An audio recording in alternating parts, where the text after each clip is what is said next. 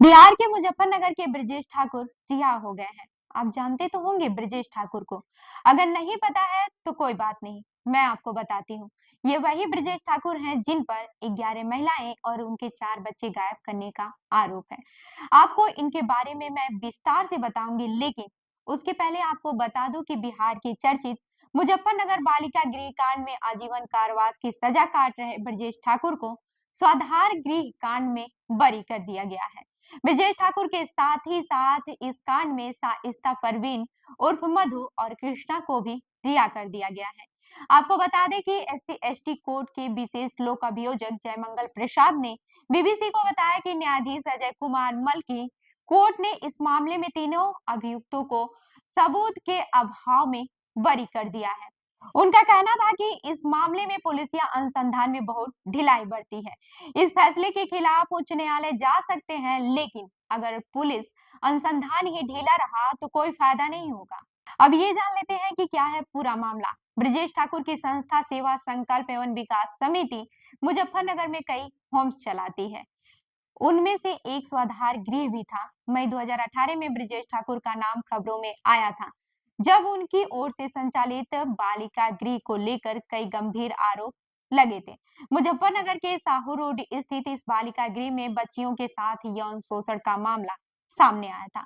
बालिका गृह कांड सामने आने के बाद से ब्रजेश ठाकुर की संस्था की ओर से संचालित स्वाधार गृह भी जांच की गई थी। वहीं पीबीआई के अनुसार स्वाधार गृह योजना परिवार कहल हिंसा सामाजिक बहिष्कार के कारण बेघर हुए महिलाओं और लड़कियों के पुनर्वास के लिए संस्थागत सहायता प्रदान करती है। मुजफ्फरनगर में ब्रजेश ठाकुर के स्वाधार गृह की जांच में पाया गया था कि 11 महिलाएं और उनके 4 बच्चे गायब हैं। वहीं स्थानीय पत्रकार अभिषेक कुमार बताते हैं कि उस वक्त महिला थाने में एफआईआर दर्ज हुई थी। मई 2018 यानी कि बालिका गृह कांड से पहले स्वाधार गृह का निरीक्षण किया गया था, जिसमें 11 महिलाएं और उनके 4 बच्चे रह रहे थे। लेकिन बालिका गृह कांड सामने आने के बाद से जून 2018 में जब दोबारा जांच की गई तो स्वाधार गृह में ताला बंद मिला। आपको बताते चले कि ब्रजेश ठाकुर शाइस्ता परवीन उर्फ मधु कृष्णा राम रामानुज ठाकुर पर महिलाओं और बच्चों को लापता कर देने और उनको सुविधाएं मुहैया कराने के लिए नाम पर सरकारी फंड की गबन का आरोप था। ये सभी महिलाएं और बच्चे अनुसूचित जात जनजात से ताल्लुक रखते थे। स्वाधार कांड में 7 गवाहों में से 2 मुकर गए, जिसमें से केस कमजोर हो गया। स्थानीय दैनिक हिंदुस्तान के अनुसार पुलिस सूचना देने वाले और लोक अभियोजक पर्याप्त सबूत पेश नहीं कर पाए हैं। न्यायाधीश अजय कुमार मल ने तीनों आरोपियों ब्रजेश ठाकुर, शाइस्ता परवीन और कृष्णा राम को दोषमुक्त कर दिया। पहले मुजफ्फरनगर बालिका गृह कांड में साकेत कोर्ट ने 19 लोगों को दोषी ठहराया था, जिसमें ब्रजेश ठाकुर सहित तीनों को आजीवन कारावास की सजा हुई थी। स्वाधार कांड के फैसले के वक्त इन्हें दिल्ली के अदालत लाया गया था। अब ये बताते हैं कि आखिरकार कौन है ब्रजेश ठाकुर।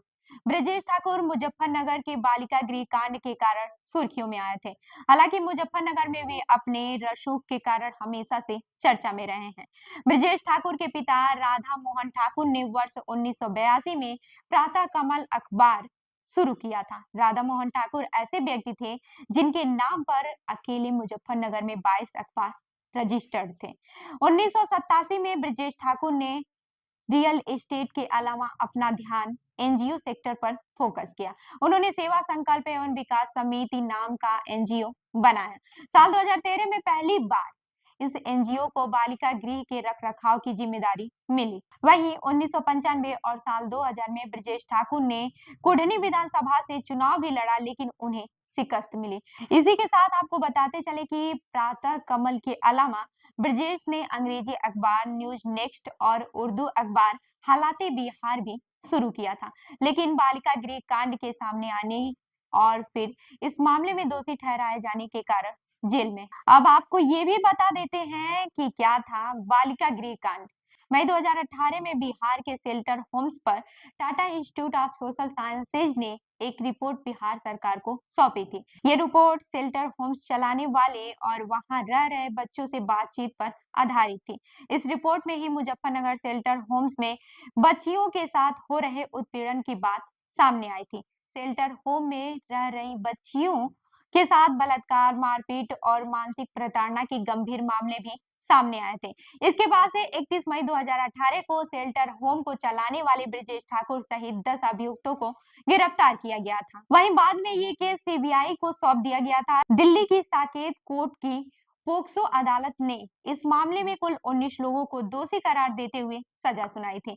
ब्रजेश ठाकुर पर आजीवन कारावास के अलावा 32.20 लाख रुपए का जुर्माना भी लगा था। स्वाधार कांड के 2 अन्य अभियुक्तों शाइस्ता परवीन उर्फ मधु और कृष्णा राम को भी बालिका गृह कांड में आजीवन कारावास की सजा मिली है। तो इस खबर पर क्या है आपकी राय, हमें जरूर बताइएगा। मैं हूं रूबी आपके साथ और आप देख रहे हैं जनदर्पण न्यूज। धन्यवाद।